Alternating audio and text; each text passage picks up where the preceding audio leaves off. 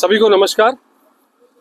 आप लोगों ने पिछले दिन देखा होगा कि वजाक शिप को लेके काफ़ी भीड़ था। आप लोग ने कवर भी किया मीडिया के माध्यम से और प्रशासन मीडिया के माध्यम से देखा भी है। और इसमें खास ये बात थी कि आज सवेरे विशाखापट्टनम का टिकट दिया गया, जिसमें विदिन 2 मिनट में सारा शिप टिकट चला गया। तो इसके साथ ही साथ लोग आक्रोश में थे डीएसएस में बैठ के। तो लोग काफी आक्रोश में थे। हम लोग एक दिन पहले भी अपना आक्रोश मतलब अपना जो टिकट का जो डिमांड था, जो टिकट शिप्स को बढ़ाए, तो वो डिमांड्स को हम लोग एक दिन पहले भी मीडिया के माध्यम से बोला गया था। बट प्रॉब्लम ये है कि इतना छोटे छोटे शिप डाल रहे हैं लोग। कम से कम अंडमान से और भी 10-12 हजार लोग अंडमान निकोबार से मेलैंड जाने के लिए लोग है, स्टैंड है। बट प्रॉब्लम है अभी लोग जा रहे हैं, उनको रिटर्न भी आना है। तो शिप्स, हमारा यही डिमांड है कि रात को भी मैंने कहा था कि जो छोटा जो शिप है, जो शिप्स को बढ़ाइए आप, जो नालंदा सिंधु जैसा शिप को 400-500 पैसेंजर का, इनको वीकली डालिए Visakhapatnam during summer vacation. Ships को बढ़ाइए। यहाँ पे आइलैंड के लिए छोटा शिप्स है, उनको चलाकर बड़ा जो शिप्स है, जो नॉर्मल शिप्स है, इसको बढ़ाइए। तो आज हम लोग कल रात को हम लोग इतना प्रेशर करना पड़ा। और हम लोग का जो जॉइंट एक्शन की कमेटी की तरफ से कुछ लोग हम लोग गए थे उधर। जॉइंट एक्शन जनरल सेक्रेटरी था, वाइस प्रेसिडेंट था, और भी हमारे जो जॉइंट एक्शन का टीम था उधर वहाँ पहुंचे। लोगों को प्रॉब्लम हम लोग ये करे, फिर तुरंत हम लोग प्रशासन का दृष्टि में लाए। और हम लोग कुछ ऊपर लेवल में सेक्रेटरी लेवल में उनको भी बताया कि ये प्रॉब्लम्स है, इमीडिएटली फिर एक शिप डालिए। तो इमीडिएटली आज एडमिनिस्ट्रेशन आज सवेरे फिर एक शिप शेड्यूल 14 तारीख को पोर्ट ब्लेयर टू विशाखापट्टनम के लिए और चेन्नई के लिए भी 2 शिप निकाला है, जिसमें ऑलमोस्ट और 1000 लोग जा सकता है। तो मेरा कहना मतलब कि वीकली इस तरह समर वेकेशन तक वीकली इस तरह शिप डालने से प्रॉब्लम नहीं रहेगा। और हमारे जॉइंट एक्शन का भी यही मांग है और हमारे टीम का भी यही मांग है कि शिप्स का फ्रीक्वेंसी बढ़ाइए, कि लोग वहां पे, मैंने एक भी बताया था कि ये कंस्ट्रक्शन हो गया, जो हैंडीकैप हो गया, उन लोग ऑनलाइन में ले नहीं सकते हैं। इनके लिए टिकट आप एटलीस्ट रिजर्वेशन रखिए उधर। इनके लिए 20-30-40 टिकट जो है हैंडीकैप बच्चे लोग हैं, उनके लिए एटलीस्ट काउंटर बनाकर उनको नेक्स्ट जो शेड्यूल उसमें देना चाहिए। ये हमारी डिमांड है। Thank you. सारा चैनल को नमस्कार। आप लोगों ने कल रात को भी पूरा आप लोगों ने कवर किया था।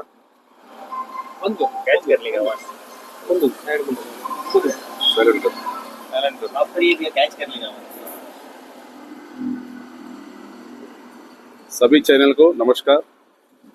कल रात को ने आप लोगों ने बहुत मेहनत से हम लोग बुलाने से आप लोग आया था। पूरा वहाँ का जो सिचुएशन को आप लोगों ने यूट्यूब चैनल द्वारा सारा समाज को मैसेज पहुँचाया, एडमिशन तक भी पहुँच गया था। वो पहुँचने के बाद में हम लोग मेहनत भी है, आप लोग मेहनत भी है। हमारा जो जनता का जो आवाज़ है ना, जब तक आवाज़ नहीं उठेगा कोई काम नहीं होएगा, ये तो मालूम होता। इसलिए हम लोग आवाज़ हर एक टाइम हम लोग आके आवाज़ उठाना पड़ता है। अभी शिप का शेड्यूल पेपर में पब्लिश हुआ था। सभी को हम लोग धन्यवाद करता हूँ, जितना आप लोग यूट्यूब चैनल को, हमारा जो जितना भी जो मजदूर है, जो ग्रुप का जो लेडीज़ है और जो जेंट्स है, जो टिकट के रात भर बैठा था। सुबह के हम लोग को एक दुख लगा कि 9 बजे टिकट ऑनलाइन ओपनिंग हुआ था, 2 मिनट के अंदर टिकट खत्म हो गया। हम लोग 2 दिन से ऐसे तो लाइन में खड़ा था। हम लोग को बहुत दुख हुआ, बहुत हंगामा चला। हम लोग क्या कर सकते, हम लोग हाथ में तो कुछ नहीं। हम एक बात बताना चाहते हैं एडमिनिस्ट्रेशन को, मेन लाइन होने से हम लोग कोई प्रॉब्लम नहीं रहेगा। बाई रोड में नहीं तो बाई ट्रेन में कहीं कितना दूर भी हम लोग जा सकता है। अंडमान से मेन लैंड जाने के लिए कोई रोड कनेक्टिव नहीं है। 2 ही आसरा हम लोग को, एक समुद्र से जहाज जाना, एक फ्लाइट से हम लोग को तो एयर टिकट करना। एडमिशन इसके ऊपर क्यों ज़्यादा ध्यान नहीं रहता।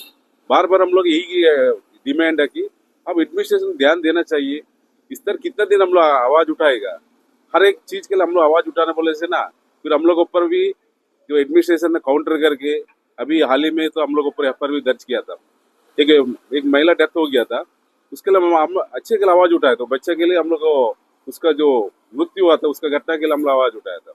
8 महीना होने के बाद में आज हम लोग एक आदमी 2 एफआईआर लॉन्च किया था।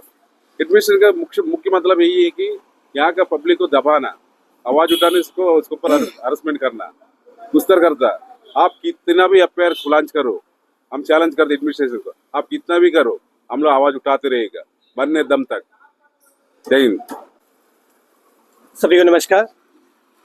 पहले तो मीडिया कर्मी, हमारे अंडमान शिकार तथा निकोबार टाइम्स, जो आज हमारे इस मुद्दे को लोगों तक और एडमिनिस्ट्रेशन को पहुंचा रहे हैं। आप सभी को पता होगा कि हाल ही में ही जॉइंट एक्शन तेलुगु कम्युनिटी की ओर से एक जनसभा रखा गया था, जिसमें हमारे जेएटीसी के प्रेसिडेंट, जनरल सेक्रेटरी और तमाम मेंबरान, सभी जितने भी संगठन हैं सभी को बुलाए थे और सभी ने साथ भी दिया। और उसका ये परिणाम निकला कि अंडमान निकोबार एडमिनिस्ट्रेशन तुरंत जो है शिप का शेड्यूल निकाला। लेकिन आज हम देखते हैं कि शेड्यूल तो बन गया, लेकिन कैपेसिटी कम है और जनसंख्या ज़्यादा है। आज आपके माध्यम से मैं बताना चाहूँगा कि अंडमान निकोबार आइलैंड्स में बंगाली कम्युनिटी के बाद में सेकंड पॉपुलेशन तेलुगु कम्युनिटी है। तो हम चाहेंगे कि अंडमान निकोबार एडमिनिस्ट्रेशन इस कम्युनिटी के ऊपर में ध्यान दे और खास करके इसमें ज़्यादातर हमारे प्राइवेट वर्कर्स हैं, मछुआरा भाई है, जिनको जो है शिप का ही सफ़र करना पड़ता है, खास करके स्कूल सीजन में। और कहीं ना कहीं आज आपको माध्यम से भी बताना चाहूँगा कि हमारे अंडमान निकोबार एडमिनिस्ट्रेशन को जो है भारत सरकार ने 2 शिप दिया था, MV अटल और MV अशोका, लेकिन अब तक वो शिप जो है हमारे आइलैंडर्स को मिला नहीं है। हम आपके माध्यम से कहेंगे कि वो शिप को जल्द से जल्द दे और जब अगर सेना को जरूरत पड़ेगी तो दोबारा लीजिए। लेकिन आज जनता की मांग है, तो जनता की मांग को पूरा करने के लिए नेवी से वो 2 शिप को जो है लेकर जनता की सेवा में लगाइए। और जो JATCG इतना अच्छा तरीके से आज पूरे आइलैंड को एकजुट करके सिर्फ जहाज की समस्या नहीं, फ्लाइट की समस्या नहीं, जो तमाम समस्या में आगे आ रही है, सभी संगठन से निवेदन करेंगे कि आप सभी जब भी JATC कोई भी आंदोलन जनता के हित में करती है तो आप सभी एक छत के नीचे आइए और अपनी मांग को पूरा करिए। धन्यवाद। అందరికీ నమస్కారం. మీడియా మిత్రులకి మరి నాతోటి కూర్చున్న సోదరులందరికీ నమస్కారం. ఏమిటంటే ఈరోజు గత వారం మేము తిరంగా పార్క్ మీటింగ్ ఎఫెక్ట్ తోటి JATC చేసిన మీటింగ్ ఎఫెక్ట్ తోటి ఈరోజు వాడలు వేయడం జరిగింది.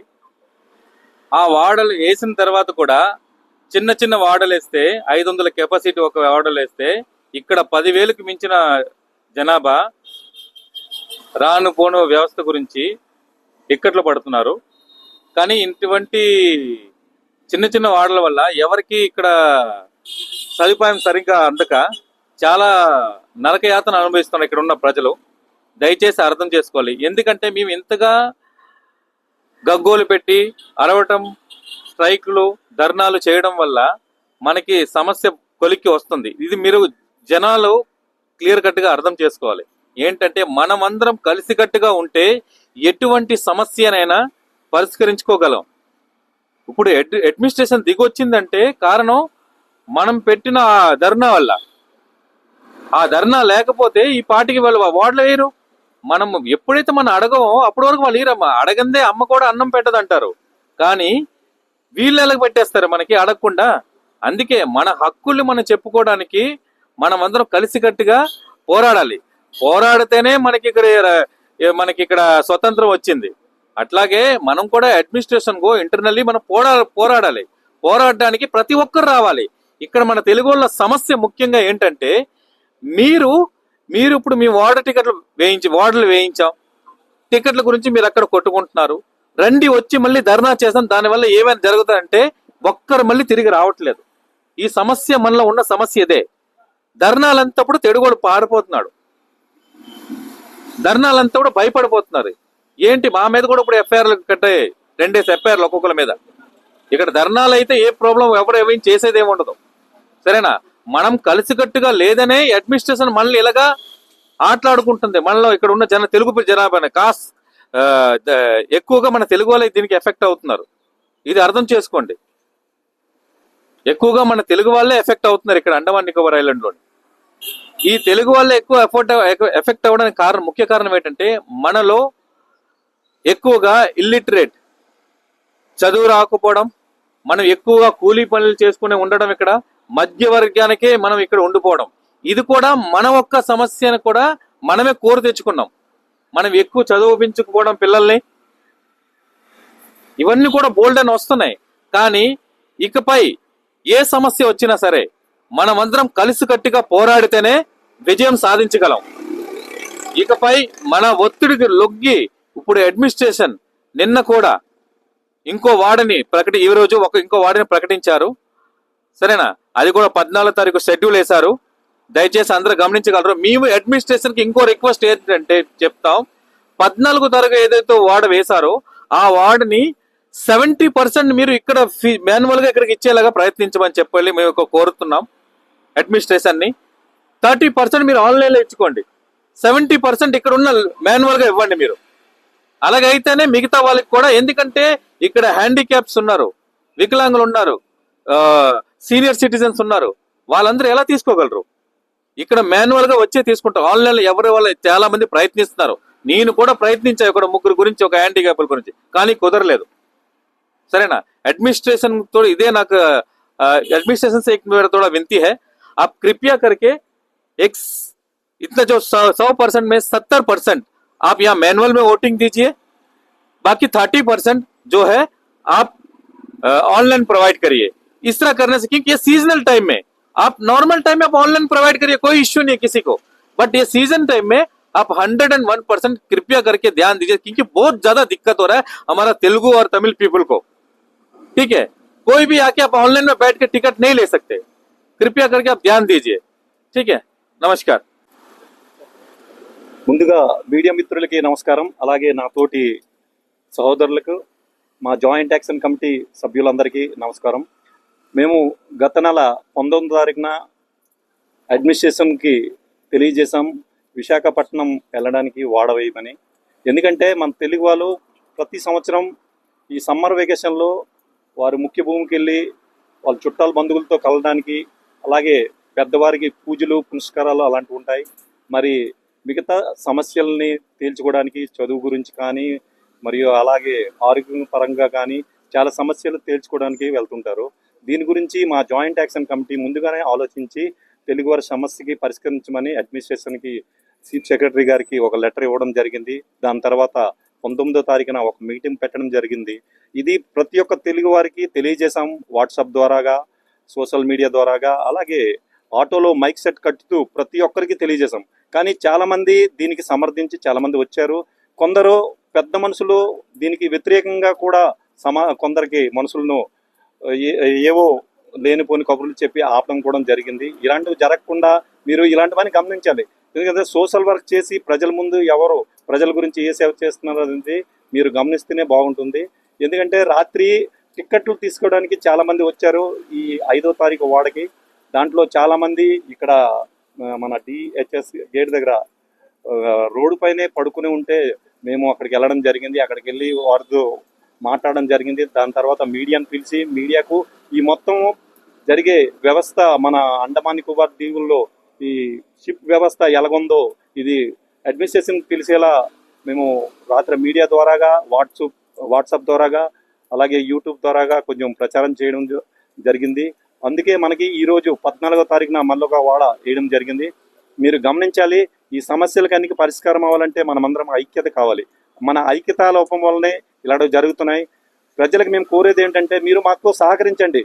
సహకరిస్తేనే మన అండమాన్ నికోబార్ దీవుల్లో మనం ముఖ్య భూమికి చాలా దూరంగా ఉన్నాం. మన తెలుగువారు మాట్లాడినే వారికి ఎవరు పెద్ద లీడర్లు ఇక్కడ లేరు. ఇది చెప్పాలంటే మనకి లీడర్లు అందరూ అక్కడ చంద్రబాబు నాయుడు అయితే కానీ, మన పవన్ కళ్యాణ్ గారు అయితే కానీ, మరి రామ్మోహన్ నాయుడు గారు అయితే కానీ, వీళ్ళందరూ చాలా దూరంగా ఉన్నారు. వీరి వరకు మన సమస్యలు వెళ్ళాలంటే మనం అందరం ఒకటై గలంనెత్తి అడ్మినిస్ట్రేషన్ ద్వారాగా మరియు ఇక్కడి నుంచి లెటర్లు వెళ్ళేటట్టు చూస్తేనే మన సమస్యలు తీరుతాయి. దీనికి తేలాలంటే మీ ఐక్యత, మీరందరూ మాతో సహకరించారంటే మేము ఇంకా మన సమస్యలు తీర్చుకోవడానికి, పిల్లల చదువు గురించి కానీ, ఉద్యోగపరంగా, మళ్ళీ ఆరోగ్యపరంగా ఇవన్నీ సమస్యలు తేల్చడానికి మేము కుతూహలంతో ఉన్నాము. మీరందరూ సహకరించారంటే ఖచ్చితంగా ఇవన్నీ నెరవేరుతానని నేను అనుకుంటున్నాను. కాబట్టి అందరికీ ధన్యవాదాలు. Thank you.